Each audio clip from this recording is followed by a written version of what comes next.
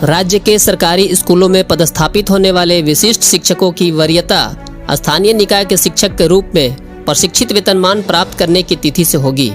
यह प्रावधान बिहार विद्यालय विशिष्ट शिक्षक नियमावली 2023 में है।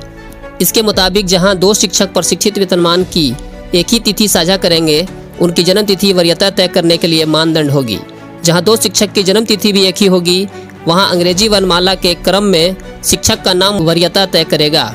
तीनों मानदंडों पर फिट नहीं होने वाले किसी अन्य मामले का निर्णय विभाग द्वारा किया जाएगा। दरअसल विशिष्ट शिक्षकों की वरीयता का सवाल इस पद पर पदस्थापित होने वाले स्थानीय निकाय के शिक्षकों के बीच उस आदेश से उठ खड़ा हुआ जो 1 अगस्त से शुरू होने वाली काउंसलिंग के लिए जारी हुआ है।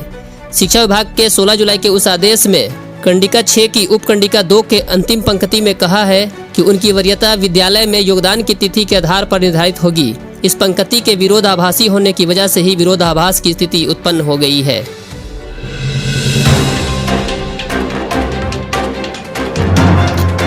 राज्य के 1ली से 8वीं तक के बच्चों को स्कूलों में मध्याह्न भोजन देने की योजना को और बेहतर बनाने के मकसद से शिक्षा विभाग की पदाधिकारियों की टीम जल्द ही तमिलनाडु जाएगी।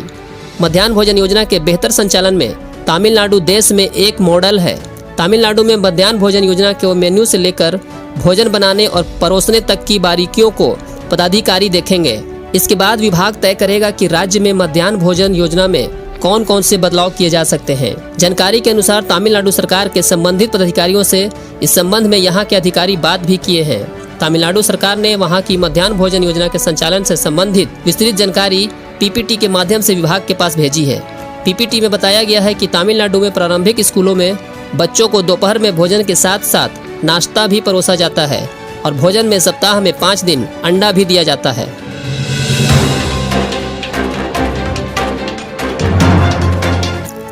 मध्याह्न भोजन योजना निदेशालय यह विचार कर रहा है कि बच्चों को अब सप्ताह में 1 दिन शनिवार को ही खिचड़ी परोसी जाएगी। जल्द ही इस संबंध में निदेशालय निर्णय लेगा। वर्तमान में सप्ताह में 2 दिन बुधवार और शनिवार को हरी सब्जी युक्त खिचड़ी और चोखा खाने को दिया जाता है। बुधवार को खिचड़ी की जगह दाल चावल अथवा छोले चावल परोसा जाएगा। मेन्यू में इस बदलाव का कारण है कि बच्चे खिचड़ी खाना पसंद उतना नहीं करते हैं। पदाधिकारियों को भी स्कूल के निरीक्षण के दौरान यह बात सुनने को मिली। गौरतलब है कि वर्तमान में राज्य के 1ली से 8वीं तक के बच्चों को स्कूलों में मध्याह्न भोजन दिया जाता है। इस योजना की मदद से राज्य में शिक्षा की स्थिति में सुधार हुआ है। योजना को बेहतर बनाने के मकसद से शिक्षा विभाग कई तरह की कवायद कर रहा है।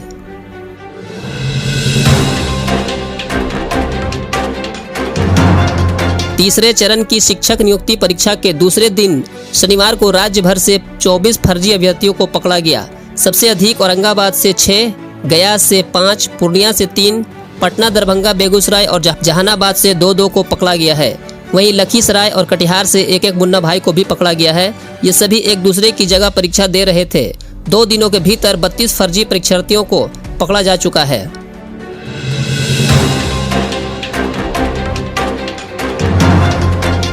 राज्य में सरकारी स्कूलों के सभी कोटि के शिक्षकों के स्थानांतरण पदस्थापन की समेकित नीति बनेगी। प्रस्तावित नीति के तहत पहली सक्षमता परीक्षा में उत्तीर्ण शिक्षकों की पोस्टिंग होगी। उसके बाद शिक्षकों का स्थानांतरण होगा। उच्च पदस्थ सूत्रों की माने तो शिक्षकों के स्थानांतरण पदस्थापन की नीति तैयार करने के लिए शिक्षा सचिव की अध्यक्षता वाली कमेटी जल्द ही अपनी रिपोर्ट सौंप देगी। माना जा रहा है कि कमेटी हफ्ते भर के अंदर अपनी रिपोर्ट शिक्षा विभाग को सौंप देगी।